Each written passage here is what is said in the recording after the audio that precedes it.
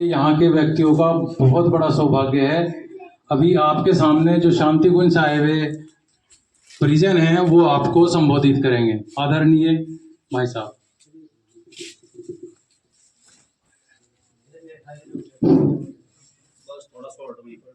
बोलिए भारत माता की सभी सीधी कमर कर खड़े गायत्री मंत्र का भाव सब बोलेंगे। उस प्राण स्वरूप दुखनाशक सुख स्वरूप श्रेष्ठ तेजस्वी पापनाशक देव स्वरूप परमात्मा को हम अपनी अंतरात्मा में धारण करते हैं। यह परमात्मा हमारी बुद्धि को सतमार्ग पर चलाए। गायत्री मंत्र एक साथ। ओम भूर्भुवः स्वः तत्सवितुर्वरेण्यं भर्गो देवस्य धीमहि धियो यो नः प्रचोदयात्। परम पूज्य गुरुदेव परम वंदनीय माता जी की माँ गायत्री के सूक्ष्म संरक्षण में ये ज्योति कलश रथ आज आपके इस गांव में और आज जो खड़ा हुआ है इस परिवार में आना बहुत बड़े परम सौभाग्य की बात है। आप जो ये ज्योति कलश देख रहे हैं इसमें 2400 तीर्थों का जल और रज विराजमान है। 100 वर्ष पूरे करने जा रही अगले वर्ष 2026 में। इसलिए इस अखंड सबको काम करने का भगवान के साथ में मिलने का जो पावन अवसर मिला है हम इसको अपने हाथों से ना निकलने दें। जितना भी हमारे से हो सके 1 घंटा 2 घंटे 3 घंटे 4 घंटे का समय निकालकर पूज्य गुरुदेव की जो पीड़ा है उनके अंदर जो आग लगी हुई है कि घर परिवार आज ज्योति का रूप लेने में 100 वर्ष पूरे होने जा रहे हैं। आप सबको इस देव कार्य में प्रतिभागी करने का अवसर प्रारंभ होने जा रहा है। इसलिए आप मिलकर सब गुरुदेव के विचारों को साहित्य के रूप में चाहे छोटी सी पुस्तक हो घर घर तक पहुंचा देना। ठीक है, यही आपका काम है। हम खाली नहीं बैठेंगे। ये ज्योति तो जो नए हैं उनके लिए आई है दर्शन करने के लिए, आपको भी इसका लाभ मिल रहा है। लेकिन कार्यकर्ता की भूमि आज से शुरू होती है। अब तक हमने ज़्यादा किया अधिक किया ना किया ये कोई मायने नहीं रखता है।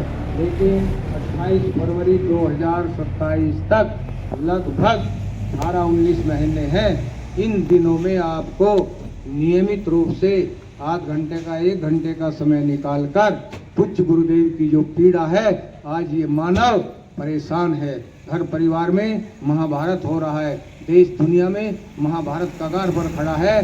न जाने कौन पागल कब आए और एक बटन दबा दे पूरी दुनिया तहस नहस हो जाए, पूरी पृथ्वी का तहस नहस हो जाए। बड़े भविष्यवक्ताओं ने बताया है। लेकिन इस युग के एक ही ऋषि हैं वेद मूर्ति तपोनिष्ठ पंडित श्री राम शर्मा आचार्य जी, जिन्होंने चैलेंज के साथ कहा है कि हम इस वसुंधरा को नष्ट नहीं होने देंगे, बचा कर रहेंगे साधना के बल पर।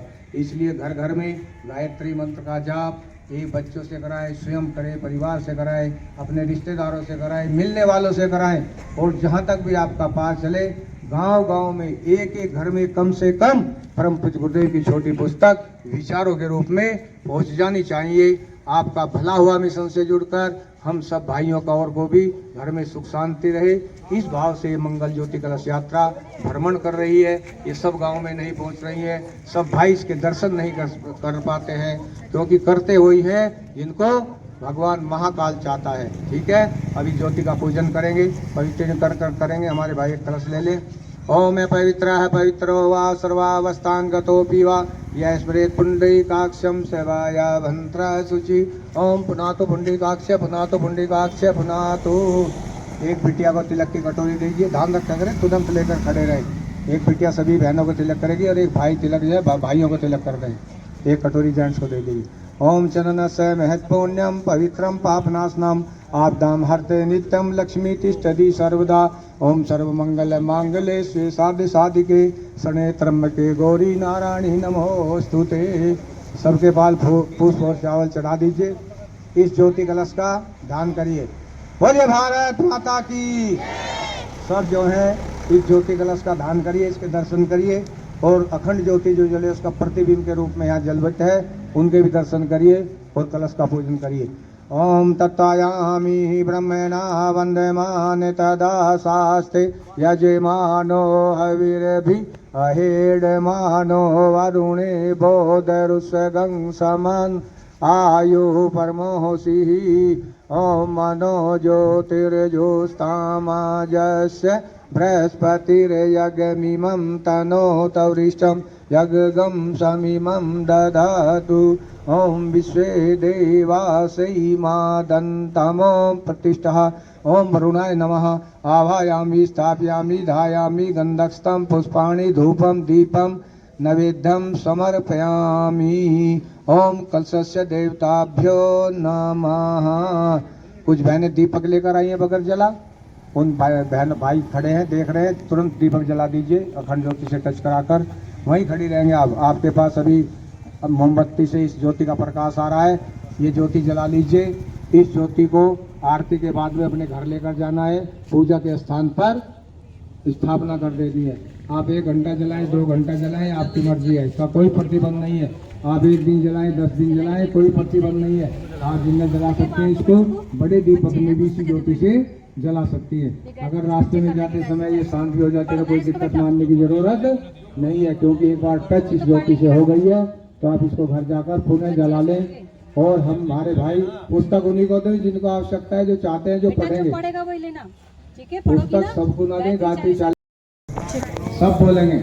उस प्राण स्वरूप दुख नाशक सुख स्वरूप श्रेष्ठ तेजस्वी पाप नाशक देव स्वरूप परमात्मा को हम अपनी अंतरात्मा में धारण करते हैं।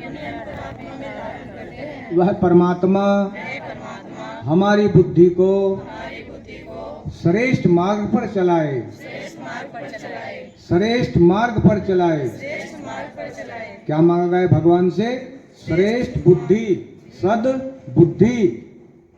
आज बुद्धि तो सबके पास है, ऐसा कोई भाई बहन नहीं होगा जिसके पास बुद्धि ना होगी, लेकिन बुद्धि, सद्बुद्धि और दुर्बुद्धि 3 प्रकार की होती है। इनमें फर्क बहुत बड़ा होता है। साधारण बुद्धि वो है कि जो व्यक्ति का जन्म हुआ, जिस घर परिवार में पढ़े लिखे पालन पोषण हुआ, बड़े हुए, नहीं अपना जिसके पास किसान का काम है वो किया, नौकरी वाले ने नौकरी किया, व्यापार वाले ने व्यापार किया, जो काम करता है सूरज निकलने से और शाम तक वही काम किया और रात को भोजन किया और सो गए। ये लोग कौन होते हैं? साधारण बुद्धि, इसको बुद्धि कहते हैं। नहीं, सद्बुद्धि वाले कौन होते हैं? वह भाई बहन जो अपने वेदों का, शास्त्रों का ज्ञान अर्जित करके और उस ज्ञान को अज्ञानी के पास तक पहुंचा दे, स्वयं का भी भला करे और दूसरे भाई बहनों का भी भला करे, वो होता है सद्बुद्धि।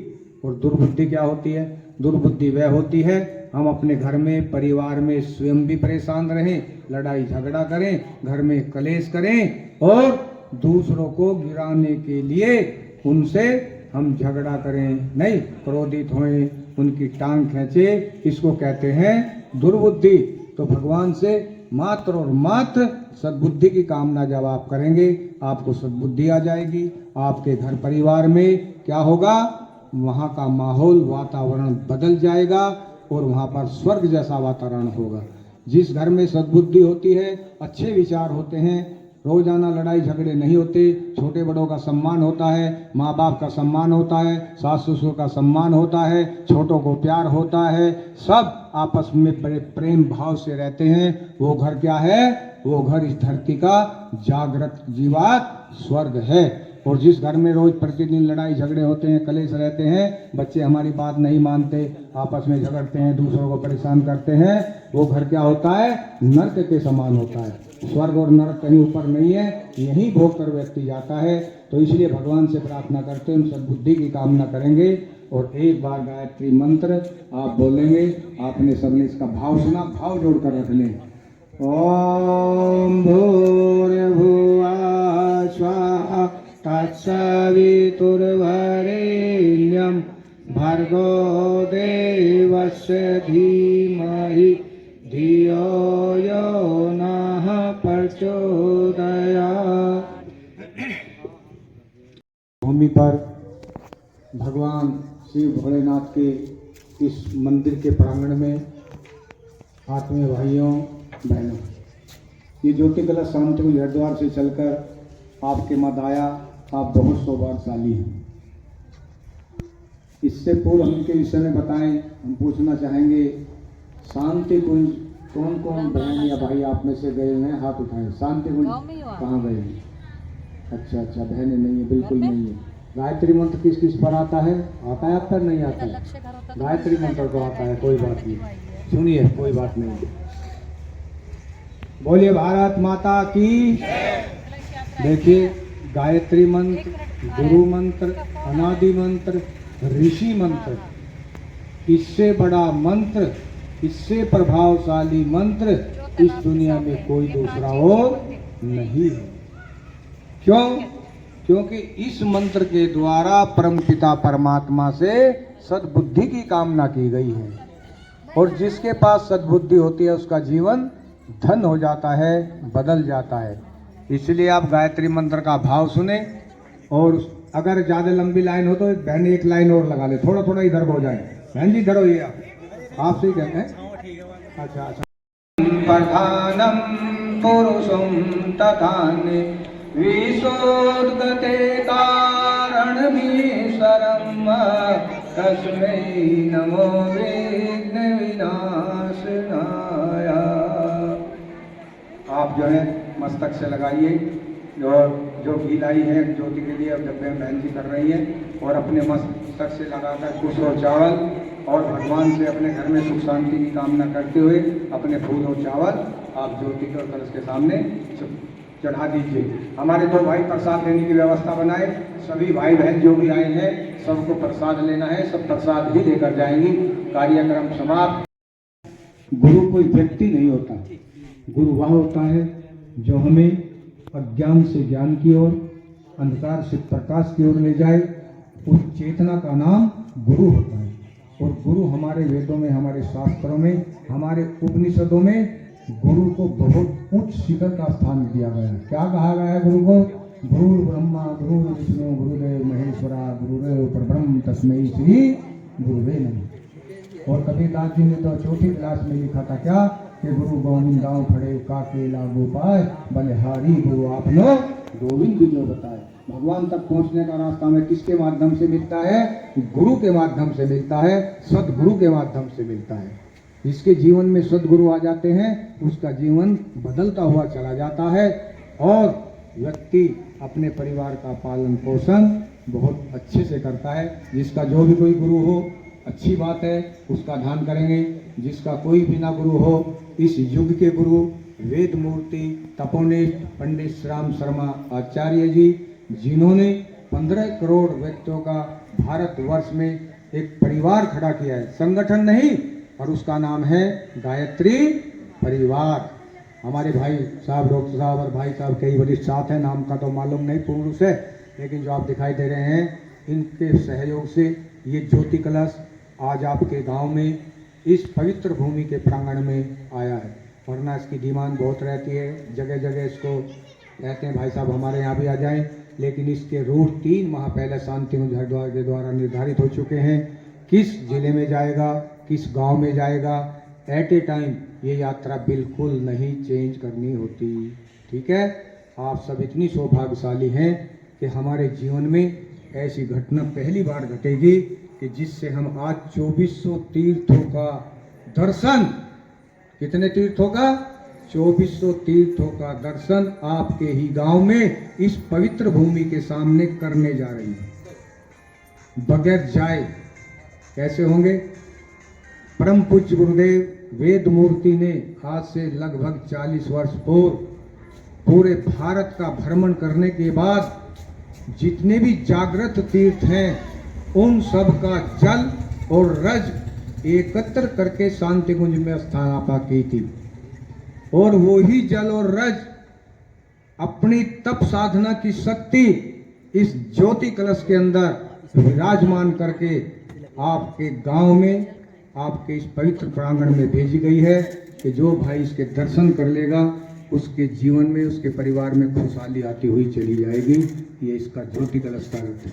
बहुत सूक्ष्म में बता रहे हैं, आगे गांव-गांव में कार्यक्रम बराबर हैं, और आपके पास में साथ में जो अखंड दीप जल रहा है, ज्योति जल रही है, ये अखंड ज्योति वेद मूर्ति ने 1926 बसंत पावन पर्व के दिन, एक छोटा गांव पड़ता है आगरे में आंवल खेड़ा, उन्होंने अपने गुरु सुरेशानंद जी के आदेश पर ये ज्योति जलाई और उसी में से ही एक प्रकाश के रूप में उनके गुरु का अवतरण हुआ और उन्होंने बताया कि हम आपके पिछले 3 जन्मों के गुरु हैं, आपको क्या क्या करना है। पूज्य गुरुदेव ने 24 लाख के 24 महापुरुष क्षण संपन्न किए।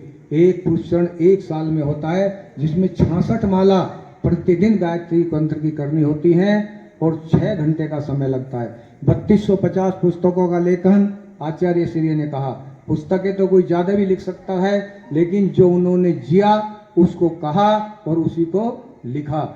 दुनिया की कोई समस्या, विश्व की कोई समस्या, परिवार की कोई समस्या, व्यक्ति की कोई समस्या, समाज की कोई समस्या ऐसी नहीं है जिस पे पूज्य गुरुदेव ने ना लिखा हो। हम चैलेंज करते हैं, जो पूज्य गुरुदेव का साहित्य पढ़ेगा, आपके सामने किसी भी प्रकार की कैसी भी समस्याएं हैं, जोन सा भी पेज आपके सामने आ जाएगा, वहां से ही पढ़ना शुरू कर दीजिए।